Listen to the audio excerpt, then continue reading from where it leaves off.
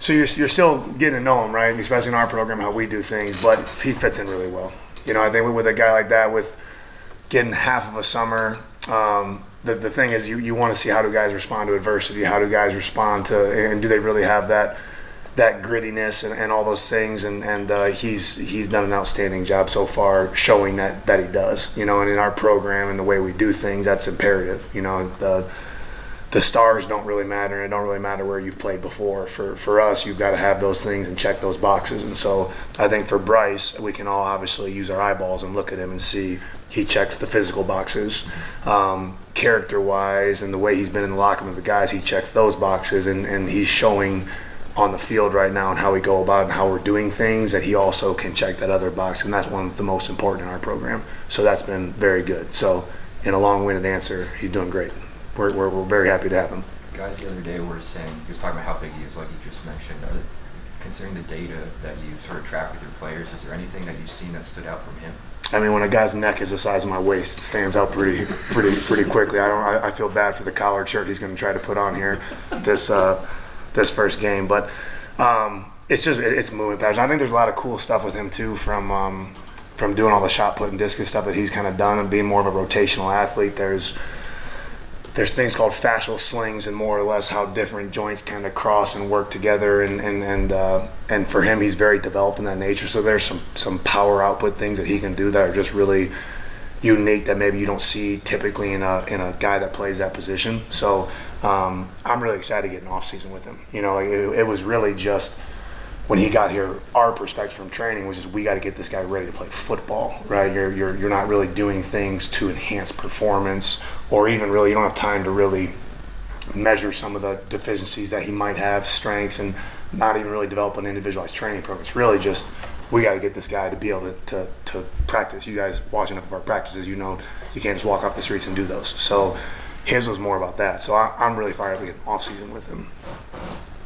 With Caleb Taylor, just what sort of growth have you seen from the end of the season last year to the start of camp and even throughout camp at this weight? Yeah, in general, I guess I respect the question. The more I think about these older guys that we have like Caleb Taylor, it's such a process. And I think it'd be a disservice for me to say that it's been since January that he's made that progress. I mean, Caleb fought us as hard as anybody fought us when we first got here on everything, on just how we were going to do it, the way we implement things and demand things. So to think about the character and the leadership and those things that he's done, and just the buy-in level, which we're talking June 2021 is really when the start. I mean, he was battling us halfway through the season of that year, So you take that and you look at a 268-pound Caleb Taylor trying to line up down at Texas in 2021, and then you look at a guy that's sitting at 315 to 18 pounds right now. That part's cool, but as I always kind of get circled back to, it's the cultural part of you've seen him just grow as a young man so much, and so it's not a since January thing, right? It's truly been a 3.5 year process. Of him committing to it and not just kind of showing up but really doing it, and that's the part that feels really good, that when you look at that and go, this wasn't just something like, oh, the light bulb flipped in January and now we're here. It's been years that he's been doing this, and so to see it pay off and to see him in this position now, that part, how rewarding it is for him, and that's what gets me up in the morning. That's fantastic. Same idea with a guy like Cable do. In his nutrition, he's been getting a lot of love for that the last. Yeah, and I tell you what, Katie O'Connor has been a tremendous addition to our staff. I cannot tell you guys how much she has done for our program and her nutrition staff.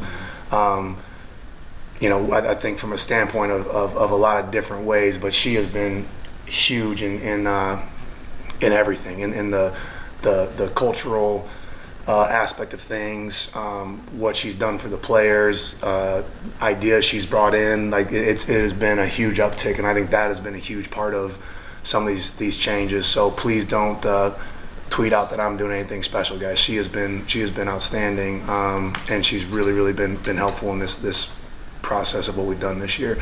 But yeah, Bryce is the exact same way.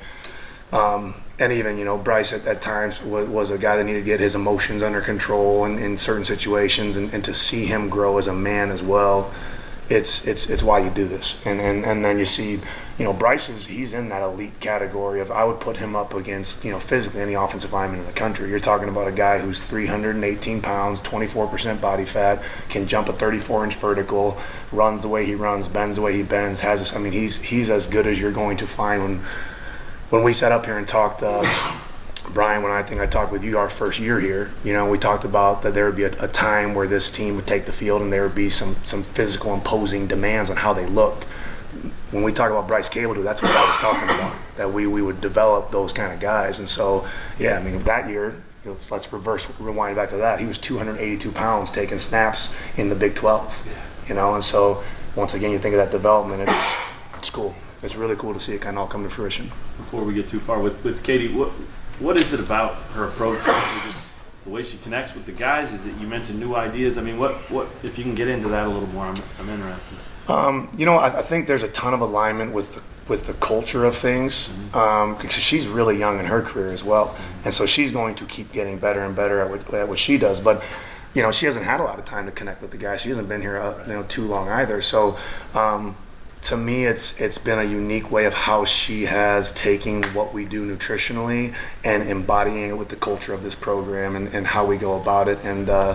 And truly, with her, she demands it and she doesn't give them a choice. And honestly, she's pretty hard on them. And sometimes, they need that.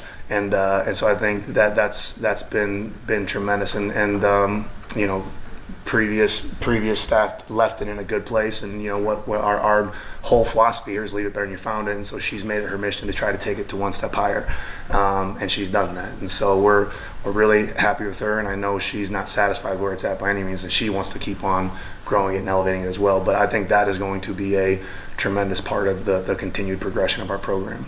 Dean Miller, guy that said he was in the 180s and coming out of high school, will probably coming out of last season. Yeah, shit. Yeah, as soon as he gets out of the strength program and eating and everything, what has it meant for him to be able to hold that weight and everything else? And then we've also heard that he does really well on the GPS testing and all those things.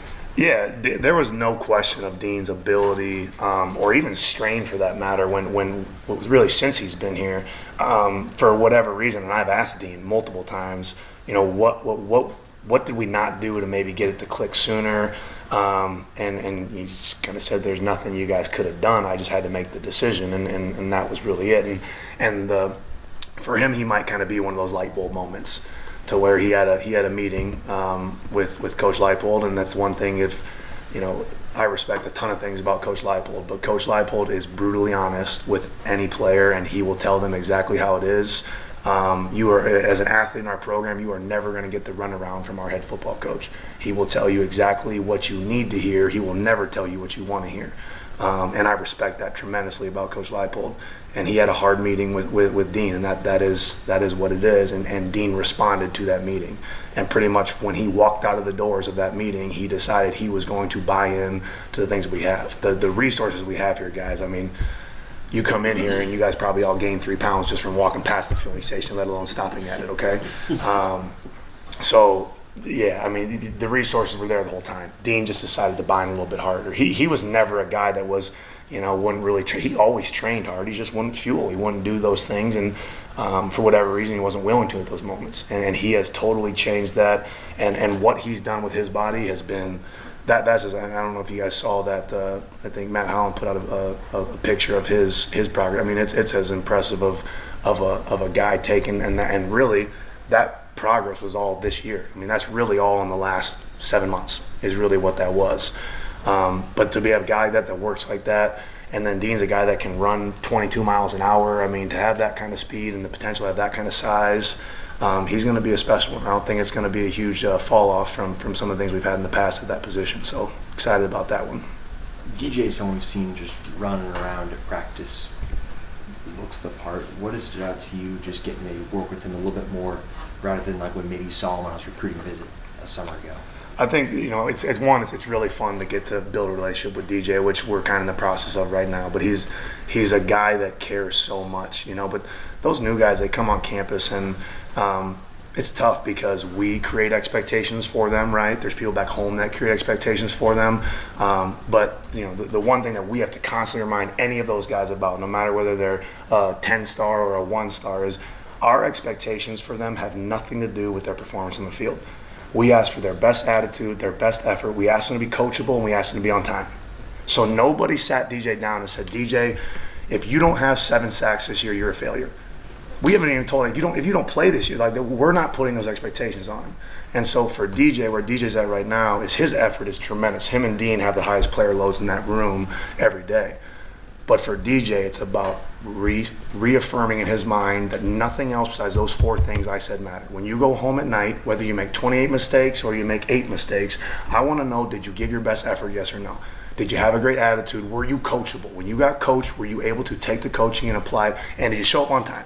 Because the one thing that I've seen over my career, and Coach Leipold is who I stole this from, so that's 30 plus years. You do those 4 things, and that becomes your process. Everything else will work out. But when you become inspired by the outcome and just motivated by the process, and it's not the other way around, to where, yeah, the results, the outcome, that motivates me, but I'm inspired by the day-to-day. When those relationships get inversed, then that's when you get guys that are stressed and anxious and all those things. And so with DJ right now, it's about just showing up and getting better every day. And he has given hell of an effort. So I think the more that we can just, with DJ, continue to harp on, focus on those 4 things. And if you don't focus on anything else, you'll be okay. Just do those 4 things and the results will come. And so I think that's where we're at them. But love the kid. Like I said, I'm really, really enjoying just building a relationship with him. Just getting to know the kind of unique young man he is, how much he cares, what he's willing to do to get it at such a young age, to be as mature as he is. So he's got a really bright future, right? Whenever that is, he's going to help this program a ton. And I'm really excited for him to get to experience that.